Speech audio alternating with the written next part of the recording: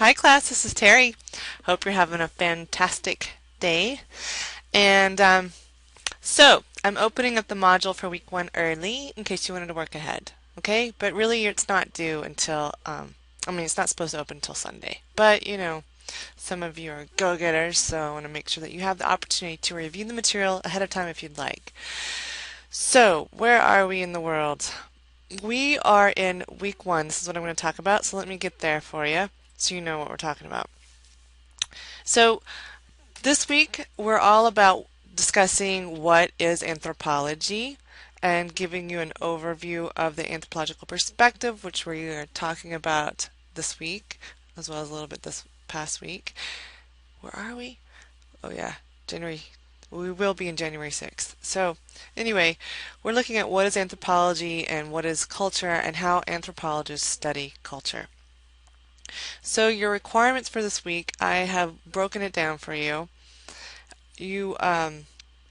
These always start out each week with the module objectives, kind of give you a framework, a map of where we're going this week and everything that you're required to understand and learn.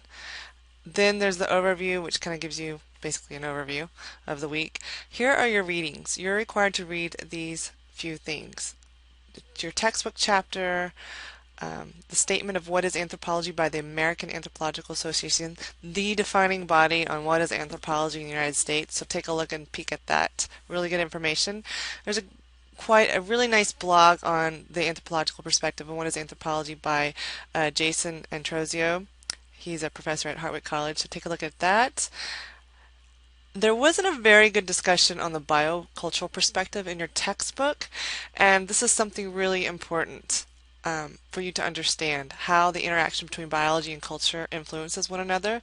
They work together to produce human behavior, and they have an impact on how well a culture or a community is adapted to its environment. So make sure you understand those terms when we talk on Tuesday.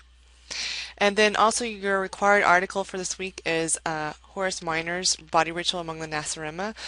So read that and be prepared to discuss that on Tuesday. So remember, on Tuesday I will be leading the class discussion, but then after that we will break you guys up into, so that everybody will have a chance to lead a class discussion in the rest of the quarter.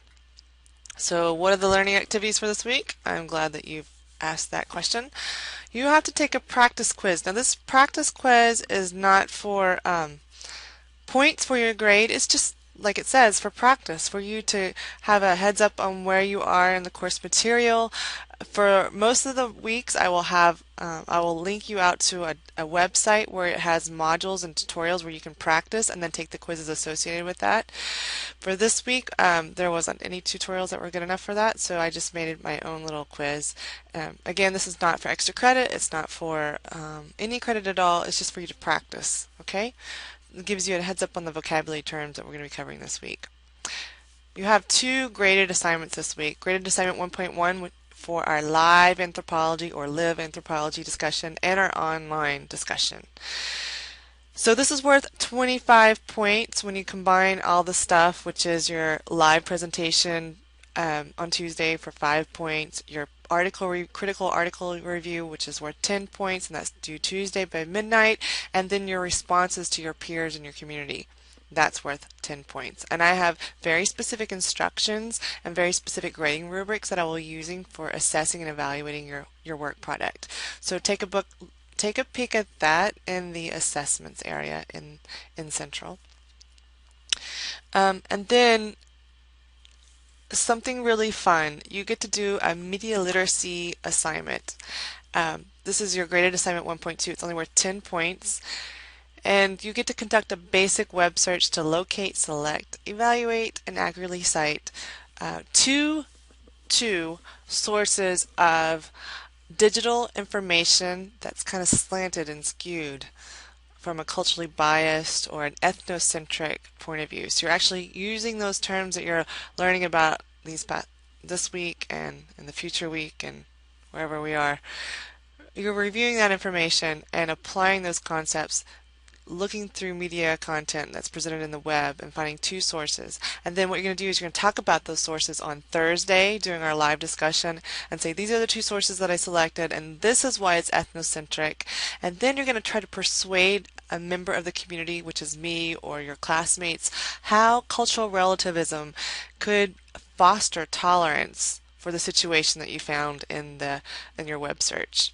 Okay, so I just want to click on that assignment to give you a little more feedback, a little more details about it, because out of all the assignments for that week, all two of them, I think that that might be the most confusing assignment. So let's click on that, Media Literacy 1.2, due January 13th for 10 points. So personally, I think it's a fun assignment. I'm super excited about listening to your posters or to your presentations and to looking at your digital posters. So where were we? So as I said, you're going to go through the web and find two digital sources, and you're going to present your sources to the classroom during our live discussion on Thursday. Now, the things that you find might be funny, which is great, or it might be some serious content, which is also very important, but that's why cultural relativism is so important. So try to persuade us how cultural relativism could foster tolerance, and that's what part of the issue that I'm going to be looking for on Tuesday or on Thursday. And then by Saturday at midnight, you need to create a digital storyboard to present your information using Web 2.0 tools or some other media. So I presented here 5 examples of digital storytelling tools for you to use. If you notice, PowerPoint is not listed, PowerPoint is not on there, but if you really feel strongly about PowerPoint, go for it, okay? But try to challenge yourself and pick something that you've never used before and see if you like it or not. So you've seen examples of Prezi in my modules. So I recommend Prezi, but Animoto, PhotoPeach, and VoiceThread are really popular too sources. So what you're doing is you're just going to present it, take a picture of it, or upload the video, or upload the URL, or the website, or the image, and then make sure you capture the APA citation, a little blurb about how this is ethnocentric, okay? How this is an example of ethnocentrism, and put all that within this medium, and then upload it to the discussion board or to the assignment board for this assignment 1.2. Okay, and that's due by midnight on Saturday. So you don't have to talk about in your digital storyboard how cultural relativism could could be used to foster tolerance for these issues. You just only have to explain why it's an example of ethnocentrism. Save your persuasion discussion for your live audio presentation on Tuesday. Alright, so that's all I have. Again, you only have 2 assignments that are graded this week, and we're talking about the subject of anthropology and looking at what's familiar and trying to make it bizarre, and in turn looking at things that are different, cultural diversity, and trying to make it seem more familiar. And that is the value of the anthropological perspective. It tries to decenter us from our own culture, because culture is just, we're so, well, we'll talk about this on Tuesday. I don't want the video to be too long. So I will see you guys on Tuesday. Take care. Bye-bye.